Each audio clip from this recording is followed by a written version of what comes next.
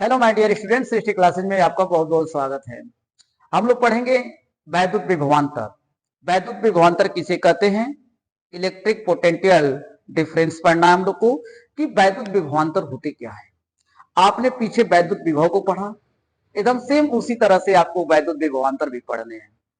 एकदम देखिए, एकदम इत्मीनान से डायग्राम को देखेंगे तुरंत समझ में आ जाएगा कि वैद्युत विभवांतर किसे कहा जाता है। सीधे भाषा में कहते हैं कि विभवों के अंतर को विभवांतर कहते हैं।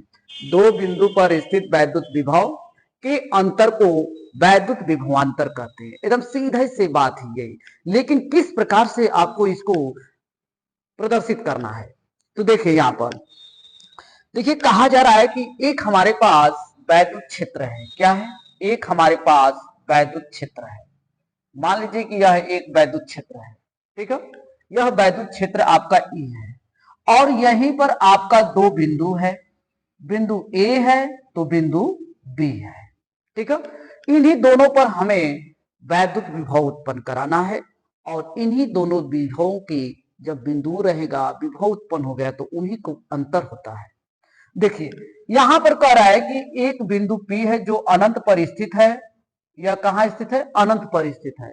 जब अनंत पर स्थित है तो कह रहा है कि यहां पर एक हमारा परीक्षण आवेश स्थित है। यहां पर क्या है? एक परीक्षण आवेश स्थित है।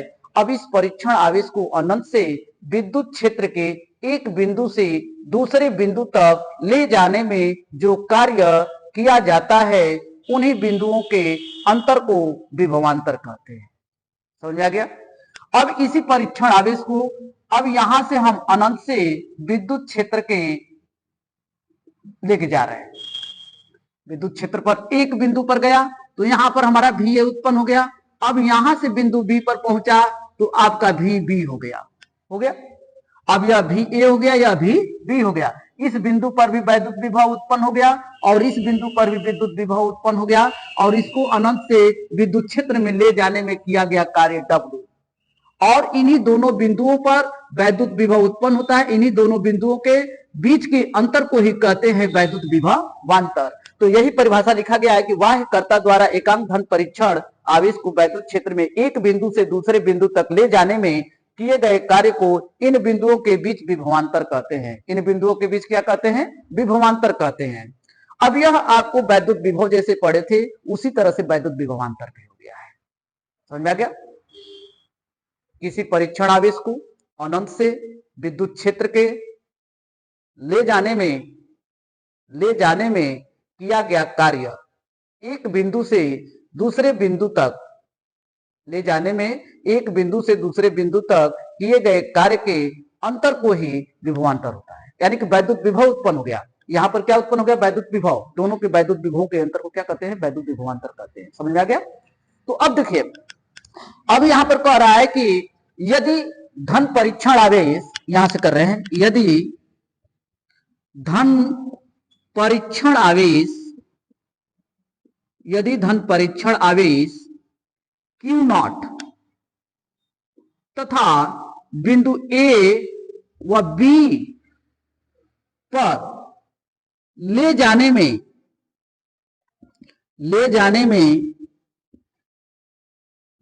किया गया कार्य कैपिटल डब्ल्यू है तो तो अब यहां पर है तब वैद्युत विभव, तब वैद्युत विभवांतर, तब विद्युत विभवांतर, तब विद्युत विभवांतर, ठीक है। अब बिंदु ए पर स्थित है, बिंदु बी पर स्थित है, तो यानी कि भी ए माइनस भी बी बराबर डब्ल्यू अपान क्यू नॉट, ये फार्मूला हो जाएगा।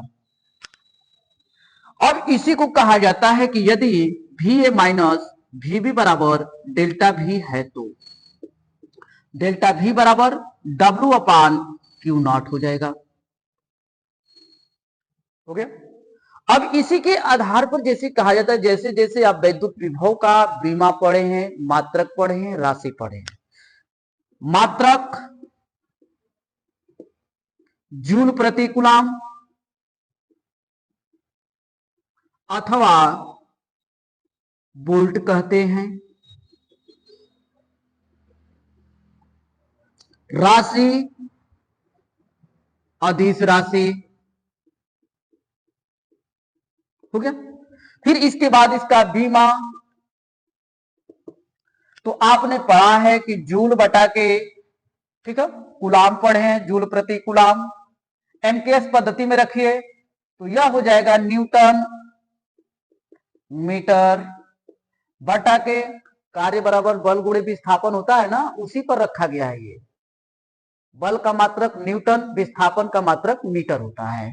और कूलाम क्यू बराबर आई टी, आवेश का मात्रक कूलाम, आवेश बराबर आवेश बराबर पढ़े हैं धारा यानी कि एम्पियर गुणे, ठीक है, विद्युत धारा गुणे समय पढ़े हैं। विद्युत धारा का मात्रक एम्पियर होता है, समय का मात्रक सेकेंड होता है। तो अब यहां से हो जाएगा आपका एम्पियर गुणे सेकेंड हो जाएगा। हो गया।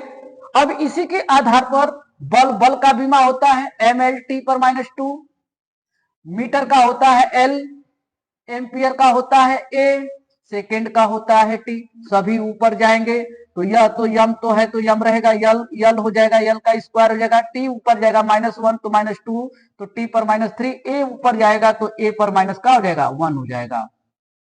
यह इसका बीमा हो गया। ये हमारा हो गया वैद्युत विभवांतर।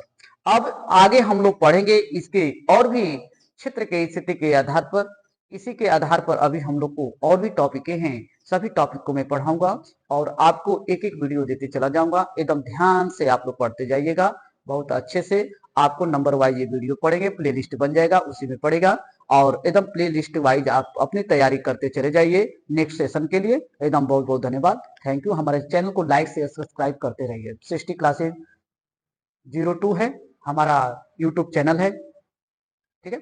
ओके, बहुत बहुत धन्यवाद, थैंक यू। आप मस्त रहिए, पढ़ाई करते रहिए।